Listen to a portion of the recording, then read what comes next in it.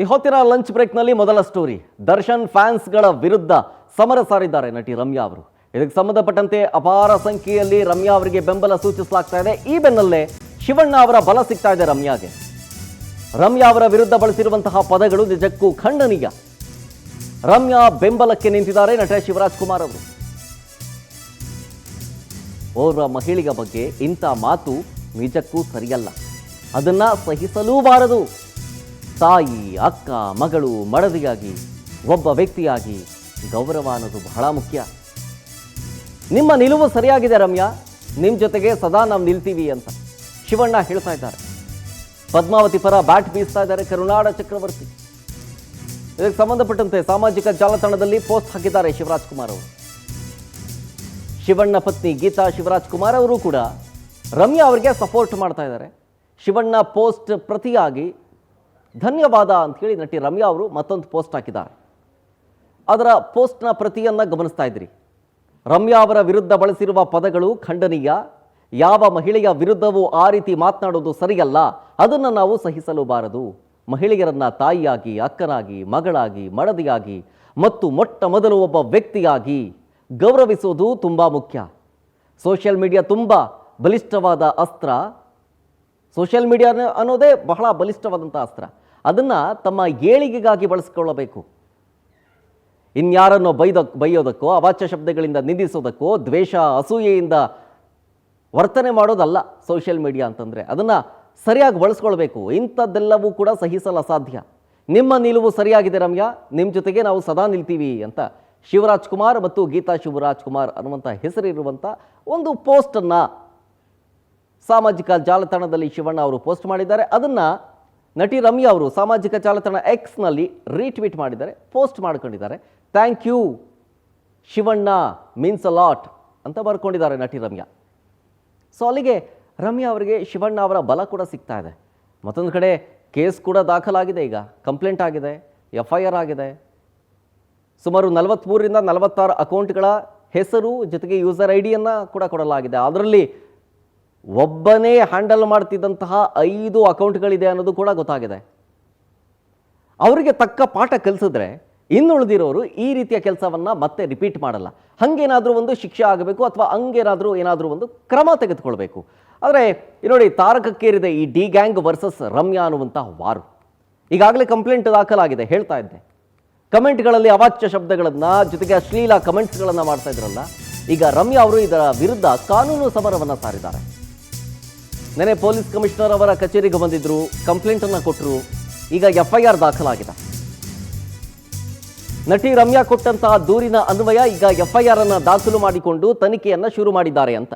ಪ್ರಮೋದ್ ಗೌಡ ಎಂಬ ವ್ಯಕ್ತಿ ಸೇರಿದಂತೆ 43 ಅಕೌಂಟ್ ವಿರುದ್ಧ FIR ಆಗಿದೆ. ಆ FIR ನ ಪ್ರತಿ ಗಮನಿಸ್ತಾ ಇದ್ದೀರಿ. ಅನ್ನಿಸ್ತು, ಸುಪ್ರೀಂ ಕೋರ್ಟ್ ಅವರು ಒಂದು ಸ್ಟೇಟ್ಮೆಂಟ್ ಕೊಟ್ಟಿದ್ರು ಹೋದ್ವಾರ, ಜುಲೈ 24 ಅನ್ಸುತ್ತೆ. ಸೊ ನಾನು ಅದನ್ನ ಆಕ್ಚುಲಿ ಶೇರ್ ಮಾಡಿದ್ದೆ ನಾನು ಇನ್ಸ್ಟಾಗ್ರಾಮ್ ಅಲ್ಲಿ ಮತ್ತೆ ಟ್ವಿಟರ್ ಅಲ್ಲಿ, ಸೇಯಿಂಗ್ ದಟ್ ಸುಪ್ರೀಂ ಕೋರ್ಟ್ ಇಂದ ಸಾಮಾನ್ಯ ಜನರಿಗೆ ಎಲ್ಲೋ ಒಂದ್ ಕಡೆ ಹೋಪ್ ಇದೆ, ನಮಗ್ ಜಸ್ಟಿಸ್ ಸಿಗತ್ತೆ ಅಂತ. ಅದಾದ್ಮೇಲೆ ಟ್ರೋಲ್ಗಳೆಲ್ಲ ಶುರು ಮಾಡ್ಕೊಂಡ್ರು. ಸೊ ಹಾಗಾಗಿ as a celebrity I am used to trolling, ಅದು ಇದ್ದೇ ಇರುತ್ತೆ. ಬಟ್ ಈ ಮಟ್ಟಕ್ಕೆ ನಾನು ಯಾವತ್ತೂ ಎಕ್ಸ್ಪೀರಿಯನ್ಸ್ ಮಾಡಿರಲಿಲ್ಲ. ಸೊ ಹಾಗಾಗಿ ನನ್ಗೆ ಅನ್ನಿಸ್ತು, ಈ ರೇಣುಕಾ ಸ್ವಾಮಿಗೂ ಮತ್ತೆ ಇವರು ಮೆಸೇಜ್ ಮಾಡೋದಕ್ಕೂ ಏನೂ ವ್ಯತ್ಯಾಸನೇ ಇಲ್ಲ. ಆ್ಯಂಡ್ ಸೊ ಖಂಡಿತವಾಗ್ಲೂ ನನಗೆ ಡೀಟೇಲ್ಸ್ ಕೊಡ್ತಾರೆ ಇದ್ರ ಬಗ್ಗೆ ನಮ್ಮ ಪ್ರತಿನಿಧಿ ವೆಂಕಟೇಶ್ ಲೈವ್ನಲ್ಲಿ. ವೆಂಕಟೇಶ್, ಈಗ ಶಿವಣ್ಣ ಅವರ ಬಲ ಕೂಡ ಸಿಗ್ತಾ ಇದೆ ರಮ್ಯಾ ಅವರ ಈ ಒಂದು ಕಾನೂನು ಹೋರಾಟಕ್ಕೆ.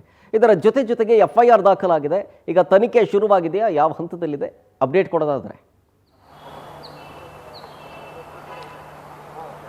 ಶರತ್, ಏನಂತ ಹೇಳಿದ್ರೆ ಒಂದೇ ಒಂದು ಲೈನನ್ನು ಕೂಡ ರಮ್ಯಾ ಅವರು ಒಂದು ಟ್ವೀಟ್ ಮಾಡಿರ್ತಾರೆ. ಅಂದರೆ ಶ್ರೀಸಾಮಾನ್ಯನಿಗೂ ಕೂಡ ನ್ಯಾಯ ಸಿಗಬೇಕು, ರೇಣುಕಾಸ್ವಾಮಿ ಕುಟುಂಬಕ್ಕೆ ಇದರಲ್ಲಿ ನ್ಯಾಯ ಸಿಗುವಂತಾಗಲಿ, ಆರೋಪಿಗಳಿಗೆ ಶಿಕ್ಷೆ ಆಗಲಿ ಅಂತ ಹೇಳಿ. ಸೊ ಇದಕ್ಕೆ ದರ್ಶನ ಅಭಿಮಾನಿಗಳು ಕೂಡ ಸಾಕಷ್ಟು ಬ್ಯಾಡ್ ಕಮೆಂಟ್ಗಳನ್ನು ಹಾಕೋದ್ರ ಮೂಲಕ ಅವರಿಗೆ ಅವಮಾನವನ್ನು ಮಾಡಿದರೆ ಇದರಿಂದ ಮಾನಸಿಕವಾಗಿ ನೊಂದಂತಹ ರಮ್ಯಾ ಅವರು ಕೂಡ ಒಂದು ಕಂಪ್ಲೇಂಟನ್ನು ಕೂಡ ಕೊಟ್ಟಿದ್ದರು. ಈಗ ಆ ಕಂಪ್ಲೇಂಟ್ ಆಧಾರದ ಮೇಲೆ ಈಗ 43 ಜನರ ವಿರುದ್ಧ FIR ದಾಖಲಾಗಿರುವಂಥದ್ದು. CCBಯ ಸೈಬರ್ ಕ್ರೈಮ್ ಅಧಿಕಾರಿಗಳು ಕೂಡ FIR ಅನ್ನು ದಾಖಲಿಸಿಕೊಂಡು ತನಿಖೆಗೆ ಮುಂದಾಗಿದ್ದಾರೆ. ಈಗ ಅಕೌಂಟ್ಗಳ ಒಂದು ಪರಿಶೀಲನೆಗೂ ಕೂಡ ಮುಂದಾಗಿರುವಂಥದ್ದು. 5-6 ಅಕೌಂಟ್ಗಳನ್ನು ಒಬ್ಬ ವ್ಯಕ್ತಿನೇ ಅದನ್ನು ಮೇಂಟೈನ್ ಮಾಡ್ತಾ ಇದ್ದ ಅಂತ ಹೇಳಿ ಗೊತ್ತಾಗಿದೆ. ಅಂದರೆ ಎಷ್ಟರ ಮಟ್ಟಿಗೆ ಒಂದು ಕೆಟ್ಟದಾಗಿ ಅಶ್ಲೀಲವಾದಂಥ ಮೆಸೇಜ್ಗಳನ್ನು ಹಾಕಿದ್ರು ಅಂದರೆ ಇದರಿಂದ ಸಾಕಷ್ಟು ಮಾನಸಿಕವಾಗಿ ನೊಂದಿದ್ರು. ಇದರಿಂದ ಅಪಾರವಾದಂತಹ ಒಂದು ಗೌರವವನ್ನು ಹೊಂದಿದ್ದಂಥವರು ಕೂಡ ತಲೆ ತಗ್ಗಿಸುವಂತಹ ರೀತಿಯಾಗಿತ್ತು. ಅದಕ್ಕೆ ಮಹಿಳೆ ಮಹಿಳೆಯರು ಕೂಡ ನಟಿ ರಮ್ಯಾ ಅವರಿಗೆ ಬೆಂಬಲವನ್ನು ಕೊಟ್ಟಿದ್ರು. ಅದಕ್ಕೆ ಸಂಬಂಧಪಟ್ಟಂತೆ ಈಗ ಏನು ಸೌಮ್ಯ ರೆಡ್ಡಿ ಅವರು ಏನಿದ್ದಾರೆ ಅವರು ಕೂಡ ಇದಕ್ಕೆ ಬೆಂಬಲವನ್ನು ಕೊಟ್ಟು ಕಾಂಗ್ರೆಸ್ ಮಹಿಳಾ ಘಟಕ ಏನಿದೆ ಅದಕ್ಕೂ ನಟಿ ರಮ್ಯಾ ಅವರಿಗೆ ಬೆಂಬಲವಾಗಿ ನಿಲ್ಲುತ್ತೆ. ಮಹಿಳೆಯರ ಪರವಾಗಿ ಈ ರೀತಿಯಾಗಿ ಅಶ್ಲೀಲವಾಗಿ ಮೆಸೇಜ್ಗಳನ್ನು ಮಾಡುವಂಥವರು ನಿಲ್ಲಬೇಕು, ಅಂಥವರಿಗೆ ಕಠಿಣ ಕ್ರಮ ತೆಗೆದುಕೊಳ್ಳಬೇಕು, ಹಾಗಾಗಿ ನಾವು ಕೂಡ ಸಪೋರ್ಟ್ ಮಾಡ್ತೇವೆ ಅಂತ ಹೇಳಿ ಒಂದು ಕಡೆ ಹೇಳಿದರೆ, ಮತ್ತೆ ದೊಡ್ಡ ಮನೆ ಕುಟುಂಬ ಶಿವರಾಜ್ ಕುಮಾರ್ ಅವರು ಕೂಡ ನಟಿ ರಮ್ಯಾ ಅವರ ಪರ ಬೆಂಬಲಕ್ಕೆ ನಿಂತಿರುವಂಥದ್ದು.